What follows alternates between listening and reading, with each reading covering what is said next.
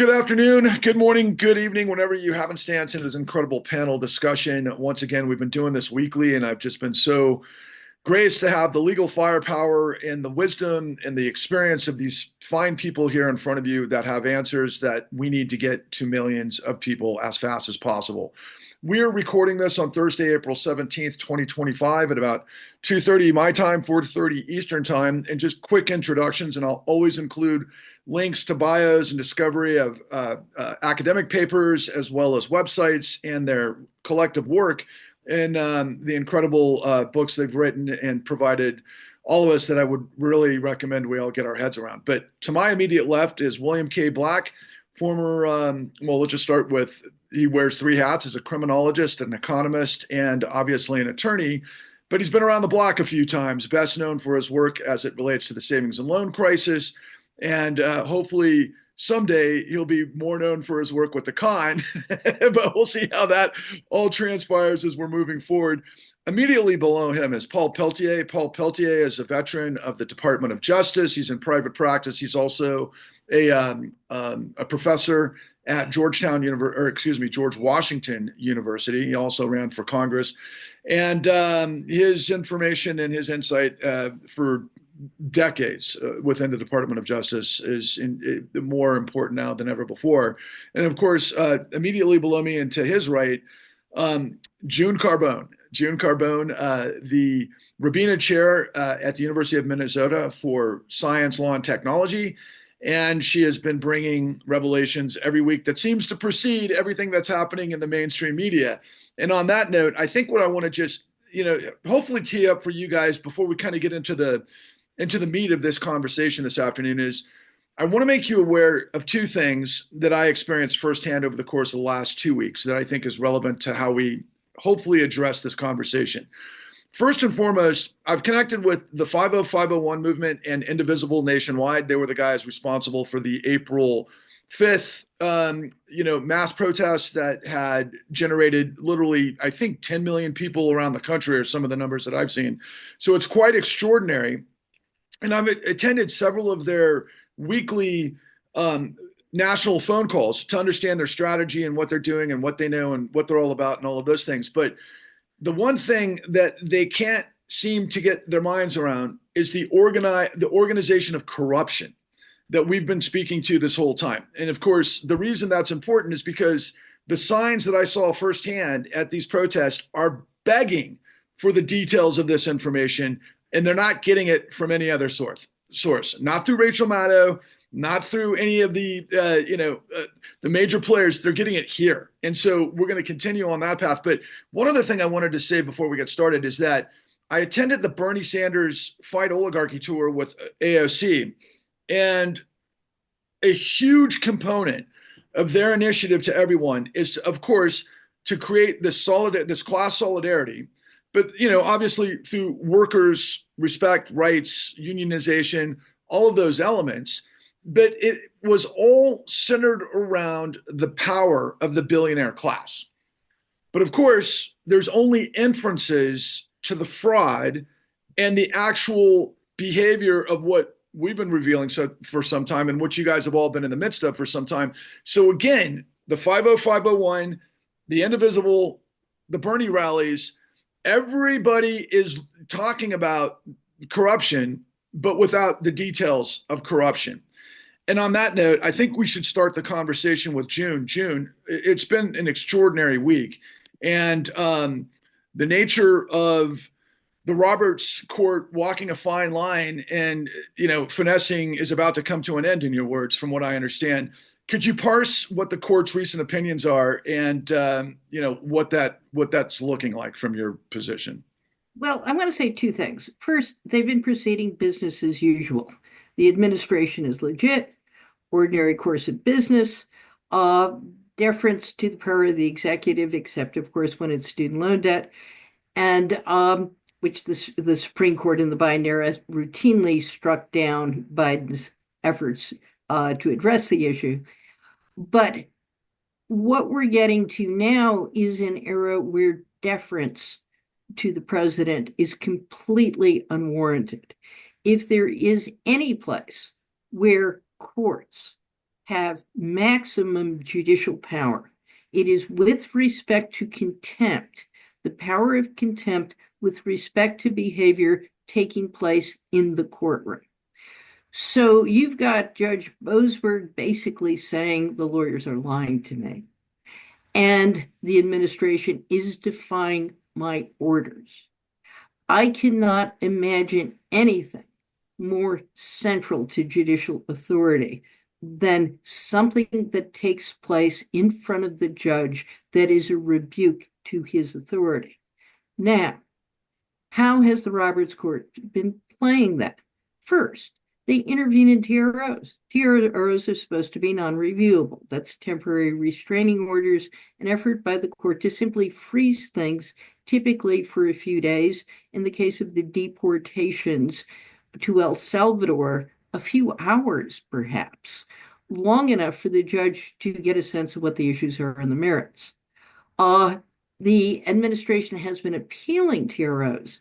Sometimes the court, in a 5-4 vote, upholds the TROs, but sometimes, as with Judge Boasberg's rulings, they intervene. And in some cases, I mean, they've done a number of different things with TROs, but they're intervening in a way the Supreme Court has not historically intervened. Then what do? There was a 9-0 decision that said, we believe in the rule of law. We acknowledge that the law, due process, the rights of the Constitution extend to people who are in the U.S., who are immigrants, whatever their legal status, they have a right to judicial process. And as the administration violates those rights in a wholesale way, they say, but, the trial courts have to be cautious. They need to facilitate the return of the person wrongly, as the administration admitted it was a mistake, wrongly deported to El Salvador. They can only facilitate his return, not effectuate. In the meantime, you have the vice president of El Salvador saying, why is it we're not going to release this person? Because the United States is paying us to hold him. We're not treating him as a Salvadorian citizen. We're not saying he committed any crime in El Salvador. We are holding him solely because the United States is paying us. This is what the vice president of El Salvador told the senator who went down there to check on the status of the person who was removed. Now, what is the Supreme Court going to do? What I see Judge Boasberg, who is not the judge in the case of El Brego, who has been deported, sent to that prison in El Salvador. He's the judge on the case where the plane took off with the whole, an entire plane load of people being deported to El Salvador, who are supposedly Venezuelan, not Salvadorian. But what he is doing very carefully is proceeding with contempt for people lying in front of him, and contempt for failing to carry out his initial orders, which had not yet been appealed. This goes to the heart of judicial authority, and the Supreme Court cannot have it both ways. So what I fear is, up until now, they have been trying to say, 9-0, immigrants have rights. And, oh, by the way, we're going to make it impossible to exercise those rights, allowing the Trump administration to do whatever it wants and avoiding a direct confrontation with presidential authority. I think we, lawyers, law professors, and the general public need to say, you can't get away with that. Either you are on the side of the rule of law, or you are vitiating the power of the district courts. Well, Paul, I mean, your experience at the DOJ, I mean, I'm looking at Pam Bonie's positioning right throughout all of this, given what June just laid out. And she just laid out yesterday that, at least on social media, that no, Garcia was a member of MS-13. He is a terrorist. all of these other like sham scenarios without any evidence being presented whatsoever. And obviously, you were a prosecutor your entire career in this situation, which to me says enforcement. You know, when I think of prosecutors, I think of enforcement, especially after convictions, right? And so here we're at this incredible crossroads, which of course everybody is referring to a constitutional crisis. And I've been hearing this from Mark Elias recently as well. Can you provide us your insight and maybe your framing of how you're seeing this given the constitutional crisis from the Yeah. DOJ? Well, thank you, Patrick. The first thing I would say is that she can say whatever she wants in that regard. The Supreme Court has spoken, and the Supreme Court has said that these people are entitled to due process, right? The problem with the way she speaks as a shill for the president is that it affects, in my view, the American public's view of the Department of Justice. Now, however you felt about the Department of Justice and Justice's ineptitude over the past couple of decades in certain areas, one thing that was always true at the Department of Justice, and that is that most prosecutors, either whether they were presidentially appointed and confirmed, or whether or not they were rank and file, all of them held true to the oath that they all took. Everyone took, political appointees and career, and that is they would faithfully adhere to the laws of the United States Constitution. And in this case, it looks like that's not happening anymore. I mean, I can't imagine when a court orders the Solicitor General or anybody in the department to file a brief by 5 p.m. and the government just disregards that order and doesn't file a brief till 6 p.m. That never happened. The disregard that this Department of Justice has shown both for the rule of law and the truth is something that I don't think we've ever seen. And I think that it is propelling us, if we're not already there, to a constitutional crisis. Yes, the courts do, as June said, have contempt power. And yes, there's a lot they can do as it relates to that contempt power. It's very broad. They can jail people if the marshals will go along, but they can also fine people. They can also refer attorneys to the local bar. And I think to some degree that may be the most effective thing they can do in these cases, because once these attorneys are either held in contempt or referred to the local bar for in effect lying to the court or not responding appropriately to the court, I think you're going to get the number of attorneys will be lesser and fewer and far between that will be willing to put their license on the line to just mouth the lies or whatever the Department of Justice is asking them to do on behalf of Herr Trump. So I think, I mean, we are on the cusp of constitutional crisis. I've never, if not there, I've never seen behavior like this by the number of attorneys that are supposedly representing the Department of Justice. And you know, we've had attorneys that have been fired for telling the truth to the court.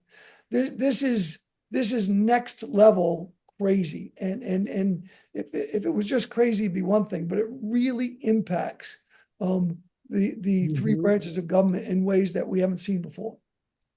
Well, when I hear the word constitutional crisis, obviously that's what I'm triggered by. And Bill, you know, along those lines, notwithstanding that you and June had obviously worked there and everything that we've covered in some of these previous dialogues, but this war, this propaganda, for example, that's coming out of Lauren Ingram, for example, of Fox News, recently has been saying that your idea to turn to state attorney generals, for example, to pick up on what Paul has just said, that there's kind of remedies outside of the scope of Congress because we know the Republicans aren't acting. And her particular media sort of outreach last night was that is treason and that state AGs are literally attacking the president because he's doing the will of the American people, and it goes on from there, right? So I mean, what are we up against in based on what June and Paul laid out? Not to mention, of course, the propaganda arm of both X and Fox and so forth. So first, I don't think right now it is a very large number of federal attorneys willing to do this, right? They had to go to the head of the section on immigration and Department of Justice, which I think was created ballpark 1982-ish type of thing. And it's a very specialized group to get anybody to do it. And then he sort of told the truth periodically, right? And that's why he got cashiered.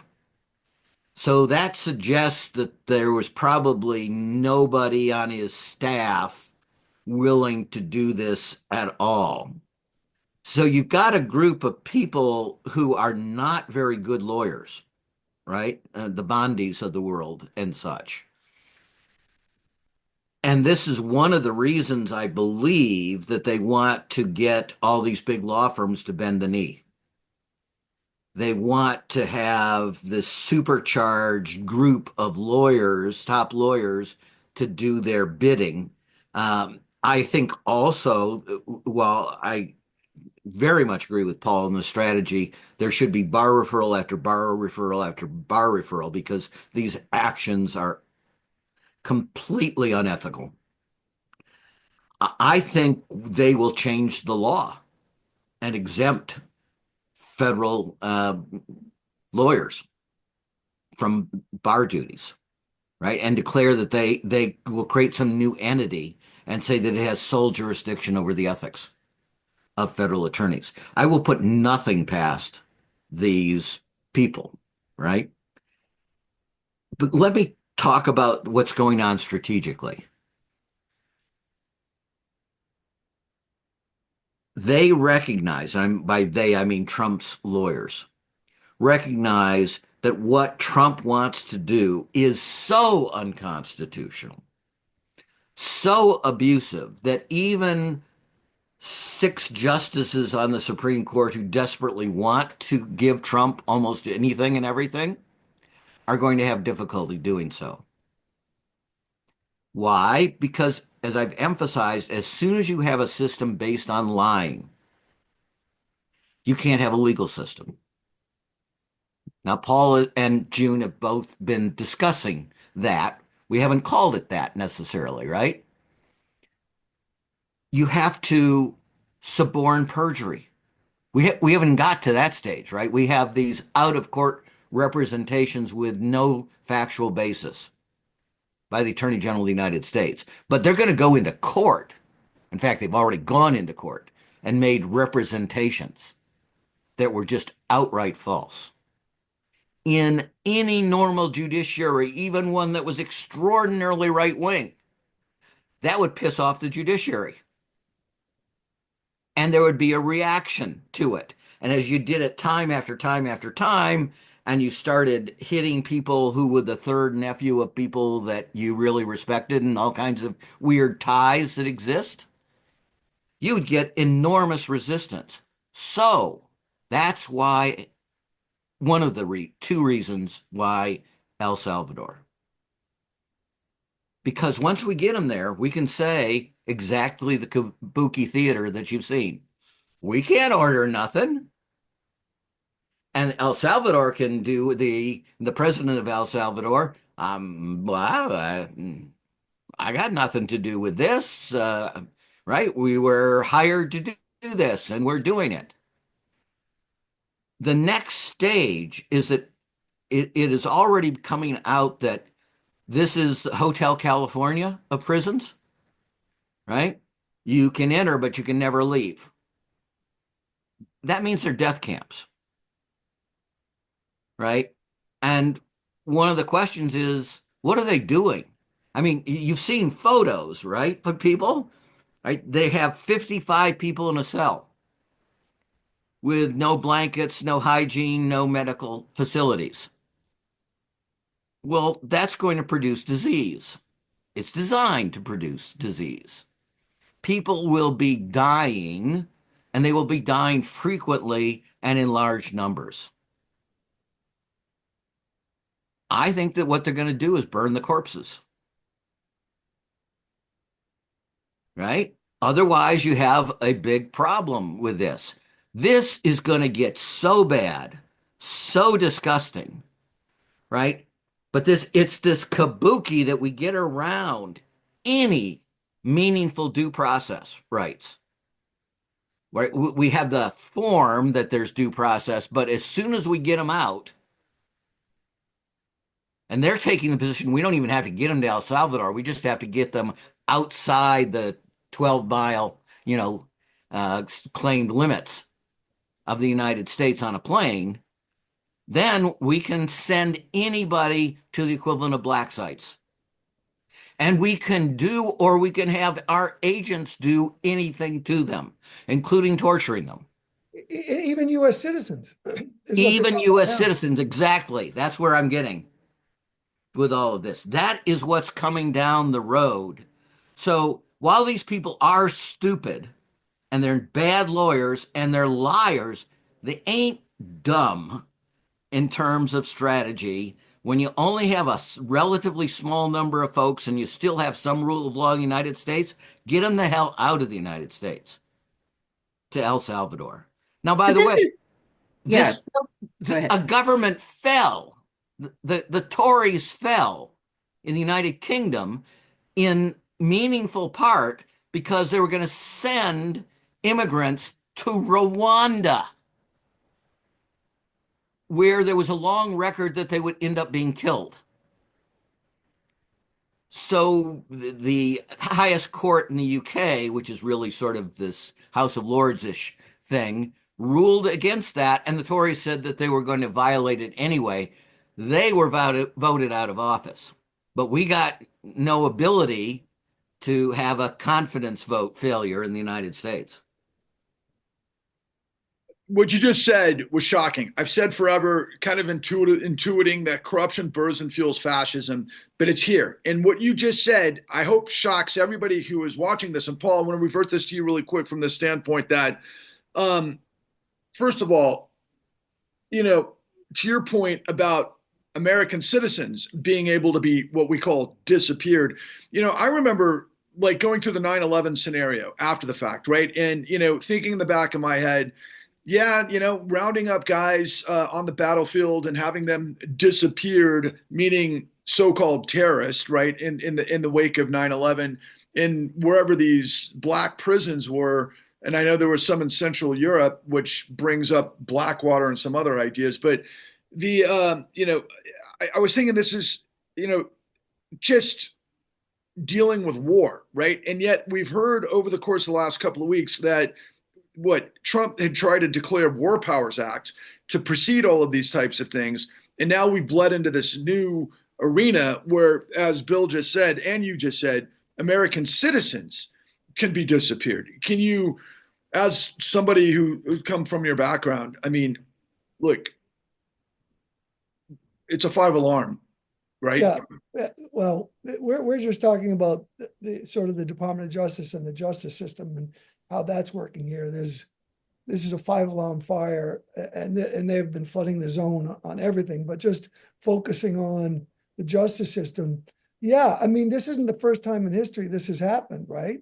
It's happened in other countries in other eras, and and routinely in dictatorial, right wing or fascist countries. And we have an example. We know what's going to happen, and it's the people that get disappeared are the minorities and the clackers, the people who complain about it, the opposition. They're the people who get disappeared, and it doesn't happen. I mean, it's happening pretty quickly here, right? They're moving pretty fast because they're flooding the zone, and now we're not talking about. Now we're talking about getting rid of U.S. citizens anymore. We just lost track of the fact that they've sent people out of the country without due process, whether they were legally here or not. I mean, now we're going to forget about them. We're going to talk about U.S. citizens. Then we're going to forget about them. And we're going to talk about what he's doing next. So I mean, they are flooding the zone, and what's happening with tariffs and the economy, what's happening with USAID. It's all one of the same. It's all the same menu, and oligarchs and fascist leaders have followed this for a long time. Which is going to require millions of people coming to the streets to show some sort of, response from the American people that this cannot stand, in light of the idea, will we see fair and free elections again? And I don't know what that means on the state level, and what could happen at Congress, but that's what these groups are banking on right now. But meanwhile, it's a constitutional crisis. It's a democracy crisis. The law has been completely bulldozed. And, to your point about the tariffs, I think, June, you are going to potentially address that as well. Can you talk about maybe Governor Newsom and the state AG of California suing, obviously, Trump? At least it was declared yesterday. Okay, so I'm not going to go into great detail, but one of the fascinating things is there are a group of conservative law professors who have no comment on their relationship to Trump, but have historically been Republicans, who have staked out a case quite publicly and are involved in a lawsuit, suing, saying the tariffs are illegal. And again, they're pursuant to legislation that talks about some emergency. There is no emergency with respect to tariffs. There is no, Trump talks about fentanyl flooding the border, but the countries the countries with the penguins that are the subject of tariffs have nothing to do with fentanyl. So both this group of conservative law professors and the state of California have sued on the tariff issue, pointing out that it is illegal. The power to impose tariffs is congressional power. Congress has given the president a certain amount of power to impose tariffs in the case of an emergency. There is no emergency. And then California and the conservative law professors have somewhat different views about the bases for their respective litigation, but both argue it's lawless, and it is lawless. This administration is lawless. But it has clever enough lawyers to give a fig leaf for lawless judges who wish to uphold the activity. But principled legal scholars say this is lawless. Well, and further to that point, though, the idea is being, okay, so the corruption is out of control, right? I mean, what we're seeing. No. The corruption isn't out of control. It's more controlled and funneled than ever, right? It's in So control. what we're seeing is the systematic dismantlement of every guardrail against corruption, plus the effort to create an international conveyor belt of wealthy people with these new golden visas who, they're going to be fraudsters and tax evaders in unbelievable amount. But so, they started with the inspector generals. And that does two things. The inspector generals themselves look for corruption, but they're also the institutional support for whistleblowers, who are the big way you find out about domestic corruption. Then they fired the people that objected to the Muscovites, right? Tearing across America and doing all kinds of things. And then they gave selective pardons, not just to the folks that attacked the Capitol and tried to steal the election, but to a whole group of folks who are just guilty as hell fraudsters, who have not even accepted guilt in the old pardon attorney sense that you were supposed to do that, who have not turned over their lives, who've gone on from scam to scam to scam, and those people are getting full pardons, right? Meanwhile, we're killing all the units, special units in the IRS, the special units in the Department of Justice, the whole frigging FTC, basically has been derailed. But all of those entities that would bring actions, people know if they do, they're gone, right? So, you know, it isn't just we're kind of not enforcing things. It's like we put on giant neon signs that some come here and defraud with absolute impunity, but give us a cut.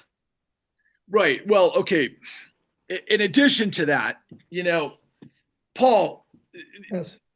I know that because I've been following, obviously, the goings-ons of your public persona over the course of time since we've been working together. And I'm reminded of the email that you had done, and excuse me, prolific article, investigative series that revealed this global corruption pipeline that was revealed through the FinCEN files that our friend Mr. Black, Michael Hudson of then the ICIJ, the International Consortium of Investigative Journalists, did this magnificent piece about 3 years ago that Paul was kind of an anchor to, based on FinCEN files, where the Department of Justice stood down on, I believe, well, maybe the banks were creating the 2 million files over the course of time in which nothing was prosecuted. So all of this money laundering, all of these scandals, all of this inside pool has been going on now for decades. That is like the dark economy, that all of our too big to fail institutions have been involved with. So for those who are shocked by the audacity of this global criminality that's running right through the United States in our financial system, but particularly with the DOJ not being able to do what its job is. Can you further from your position, not to mention some of the other things that you've been involved with as it relates to, Purdue Pharma, and these other elements that are just massive, massive corporate corruption and collusion in its control of this country? Well, your question presupposes that's an issue we can deal with now. I think we're past all of that. I think we are probably a lot closer to the rule of law completely being jettisoned. I think that if I had a way to attack this, first of all, as June said, the judiciary, to the extent it isn't completely corrupted by Trump, still thrives and lives on the truth, right? And what's been great about what's been happening recently is that these judges have forced the prosecutors to come in there and expose the reality of what's behind this stuff and expose the truth. And the truth is, it's all bullshit. This stuff isn't happening. Everything the Trump administration says and tells you, from there's an emergency, or we have to, Alien Enemies Act, we have to enact that, or the Doge bags are saying that there's fraud in Social Security, or USAID is riddled with fraud. It's all bullshit. And so and the judges, I think, are exposing that, but I don't believe the press is doing their job in exposing the fundamental falsity in all this stuff. And it's really simple, because the Trump administration appeals to the simple-mindedness of all of this. I mean, we had Trump on the TV the other day saying that these aliens are hitting their heads that are being sent to El Salvador are hitting their grandmothers over the head with hammers. That's not happening. That's not happening. And so the press needs to stop chasing whatever the shiny object is and start focusing on the truth. USAID is not, and it certainly all the money is not spent appropriately, I'm sure, and some people would view it, some of the money as waste, but they're serving 30 million, the CDC are serving 30 million AIDS afflicted people around the globe. Guess what's going to happen? Those people are going to die without this help. That's called genocide, right? That's what that is. So it's that fucking simple, pardon my French, and that fucking stark. Start explaining shit for what it is and stop worrying about whether The Doge bags are at the freaking Capitals game watching the Capitals play. It's irrelevant. So I just think that, we can sit here and talk about all the time about how the corruption is affecting the economy and stuff like that. But the problem, in my view, is much bigger. Okay, I'm going to turn this to both you and Bill, but I want to start with June because of your reaction. My goodness, I am so inspired by your plain speak, Paul. I mean, we get that, when I talk to you on the phone, but to have this publicly, because we've got to electrify the millions of people that are already coming to the streets. They want to know these answers, but they're not getting them. That's my point that I started with from the beginning, because the media is suppressing this. They're not going into the detail of these stories. Now, Alex Gibney, once again, did a fabulous documentary that just premiered last night on HBO called Dark Money, that's involved with our friend, who's been in the mix of Ohio's First Energy largest, corruption in the state history of Ohio, supposedly. But compared to what we've been in the midst of, is much bigger. But June, look, what can you've been doing this so effectively the last month and a half of our, being together on these processes, and I'm getting this out as much as I can. But can you please direct the organizers of these large mass protest groups that they need to start filling in the blanks of what we're revealing, because the press will not? And what would some of those maybe priorities be for you? Well, let's say, first of all, it's, when Paul talks about big picture, one of the questions we don't know is what Doge is doing, just like what Trump is doing with tariffs, is stupid. We now have people in the front page of, I think it was the Montreal newspaper, picture of Trump, stupid in French. And the reason is that even if you sympathize to some degree with one of the many purported rationales for tariffs, when you look at how he's implementing him, it's stupid. It cannot accomplish the contradictory rationales. Let's now take corruption and Doge. What are they doing? If this were about efficiency, it's stupid. But if it's about corruption, then it is about corruption writ large, but it's also about corruption writ small. I want what came over my news feed only a short time ago from ProPublica. It turns out that Doge is dismantling some of the wasteful government spending, firing employees, etc. But who's going to run the federal government? Well, it turns out they are hiring a small, little-known firm whose investors include people linked to J.D. Vance, Elon Musk, Jared Kushner. This little-known firm is going to now take over how to tackle wasteful federal spending. We fire the people who actually know how to do it, the inspector generals, the fraud officers, and who do we hire? We hire the buds of the current administration. That's outright fraud. And what we're seeing is that writ large. Now, it took ProPublica an incredible amount of resources to track down this one instance. But this is the big picture. What are tariffs really about? All the private deals Donald Trump has already cut on the side. How much insider trading has there been with his buds getting advance notice he's about to soften the tariffs, however temporarily, which will cause a bump up in prices? How many of his campaign contributors have gotten to him and gotten an exception for electronics on which they depend? And who does this leave out? The small factories, the small business types, the people overwhelmingly in red states who have nobody with access to the powers that be who speak for them. And so that's the kind of massive corruption we're seeing. Now, are there efforts to to fight back. Yes, there's actually a group of universities. Indiana University has been in the lead, trying to put together a consortium, mostly in the Midwest, of groups who will say no to Trump. The AFL-CIO has a website for people who want to be involved, volunteer, or provide legal representation to federal officials who have been laid off.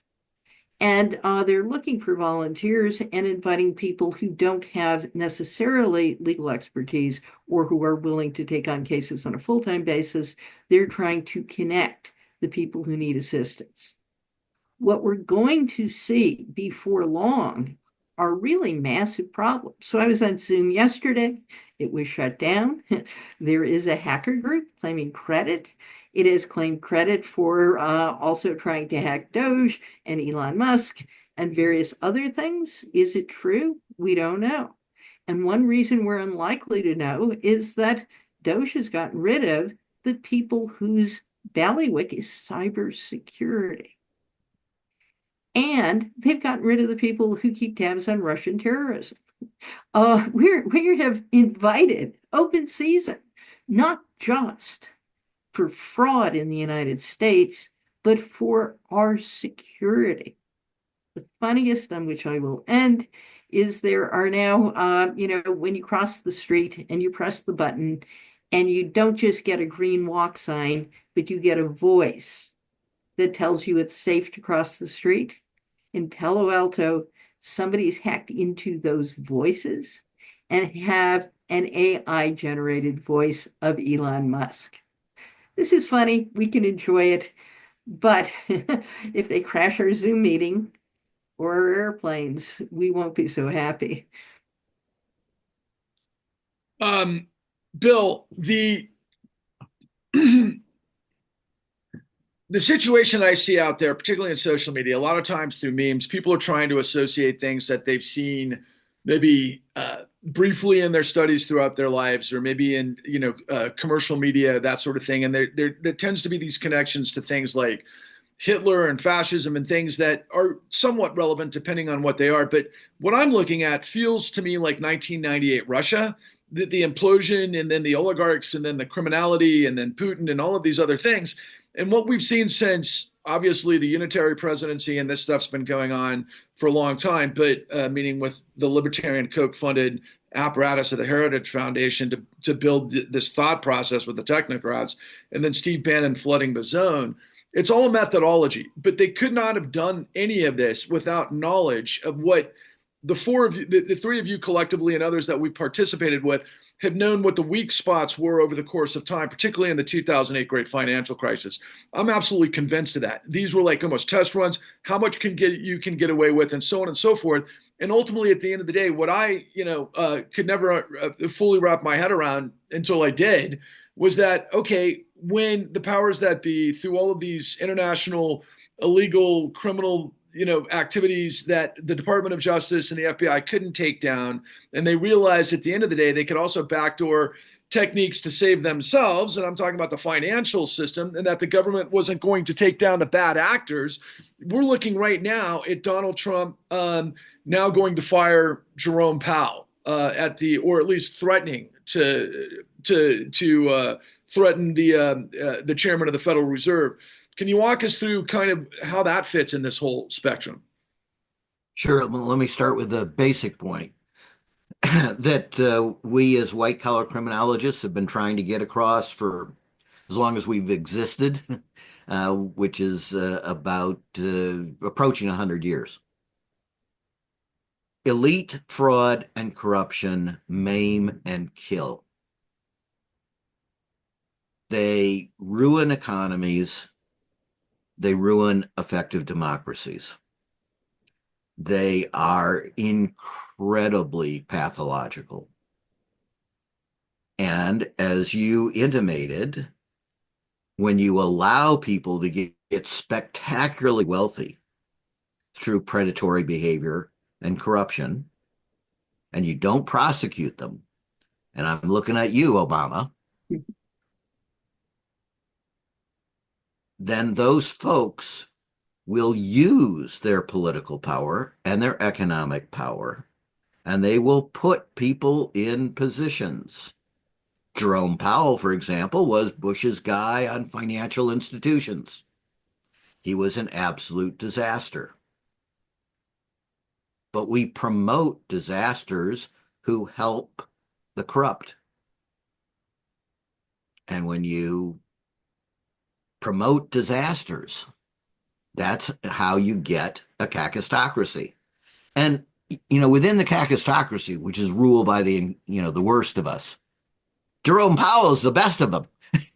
Right? He actually hasn't been a terribly bad chairman of the Federal Reserve. He was a terrible undersecretary of Treasury, right? But these other folks want to take down every barrier that would restrict at all their ability to defraud and engage in corruption with absolute impunity. And that's what we've all been discussing. And not pay taxes. Oh, of course. We got rid of the tax inspectors too. Well, they are slashing them again. But to Paul's point, and yours, Patrick, media, stop talking about Doge as if it had anything to do with efficiency. It has nothing to do with efficiency except ruining efficiency. What anybody would start with, if they were actually a management type, is effectiveness, not efficiency. Because you keep your eye on the prize of effectiveness. So, for example, would you like us to be able to collect vastly more income through the income taxes, existing income taxes? Well, just don't keep destroying the IRS deliberately, which has been a mostly Republican, but with not very much support from the Democrats, priority for 35 years. Similarly, they've been gutting the SEC and the Commodities Future Trading Commission, folks that do financial derivatives. They don't want effective regulation. When one brave woman stood up at the CFTC under a Democratic administration, she was crushed by the 12 or 13 largest bankers in America with the active aid of the Clinton administration. So again, neither party is pure or remotely pure on this. Both of them have allowed the corrupt to get their talons into the system. And it gets worse as it goes along. And so if you don't fight back, now you're not fighting back against people that have $10 billion. You're fighting back against people that have $800 billion soon and can buy politicians left, right, and center, and who the media persists in treating as if they must be geniuses. And that anybody who comes from a business background must really be a good businessman. I mean, seriously, folks, look at Trump's record of starting enterprises and having them collapse in failure. The man defines incompetence and sleaze and corruption. And that's been on display in our previous dialogues and soon to be more with David K. Johnston. It's ridiculous how long he's been getting away with what he's been getting away with, but he's just a transactional face of the system. And I'm reminded, Paul, to give you some closing comments here as you have to roll out, and we'll bring this week's dialogue to a close. The Chicken Shit Club with Jesse Eisinger laying down, what he did with the Department of Justice, and I ended up, talking to I think of his name, who was profiled, centrally in that book's revelations, including, I think, you were involved. I mean, at least in passing, in terms of, it's just the Department of Justice, but look. I think of you guys as some of the most courageous people I've ever met in my life, right? Thank God I found you, because I came out of the collapse of the 2008 great financial crisis where nothing made sense because media lied. Media covered up what it is that I ended up going on this incredible, journey, this odyssey that never ended to discover each and one of your prolific careers and what you've done. But I got to tell you, in all of the stuff that even comes even remotely close to what might be the realistic sort of revelations of corruption, they've left out Bill Black and control fraud for the course of the last, since the savings and loan crisis, quite frankly. I've never seen the NY Times put Bill on the front page of the NY Times, as he should have been. And probably you and all of your endeavors, and June and what she's been doing, and same with the Washington Post, same with MSNBC every single night as the go-to guys to explain exactly what's going on. No, they do not do that. They don't do that, even if we think of them as on our side, right? No, they're doing to the point of what you've all said, but yet so powerfully today, you've spoken so directly to the problem. If we can't see the reality of the evidence of the investigation and our process, and it's cut off at the knees every single time, Paul, obviously it's up to those who know how to make this work to be able to press through this. And we've got to get this information to the millions of people. What is your closing comments for this week, even though you've already given us some wallops so far? I mean, there's no, I don't even know where to begin except to say that we can't rely on the press to do their job. We have to still rely on the judiciary. And what I teach in my international corruption and money laundering class, and that is we have a segment on people power and how important people power is to staving off corruption. And I think that usually that's only experienced in countries which are completely corrupt to the bone, and the people finally rise up and stave it off. In some countries you can do that. And I think that we're there. I mean, I think that without people standing and rising up and showing their face and going to these town halls and all of this, I think that we're destined to end up like Hungary or these countries where despots continue to be in charge, and maybe we'll be there. I don't know. But this is a nation of doers. This is a nation of dynamism. This is a nation that has become the world's superpower based on our infrastructure of universities and everything else that we're seeing, except, and we got to give credit here on the way out, Harvard didn't capitulate. I guess that's one thing to maybe end on a positive note. Can you tell me what your response, June, and then Bill, to close us out? And I understand, Paul, if you have to drop off while they're still talking, I just wanted to address your time commitment, but I wanted to give maybe you guys an opportunity to maybe frame your response to Harvard's positioning this week. Well, I want to say that one of the things we need to do is to reconnect elites, the base of each party, to the values that are at the core of the American experiment. And so I have a friend, Joan Williams, who has an op-ed in the Los Angeles Times today, talking about reconnection with cultural issues and the remoteness of elites. But I want to translate what that means. For the left, where I spend all of my time, the great God, the great value is equality. But equality in a fascist age is meaningless.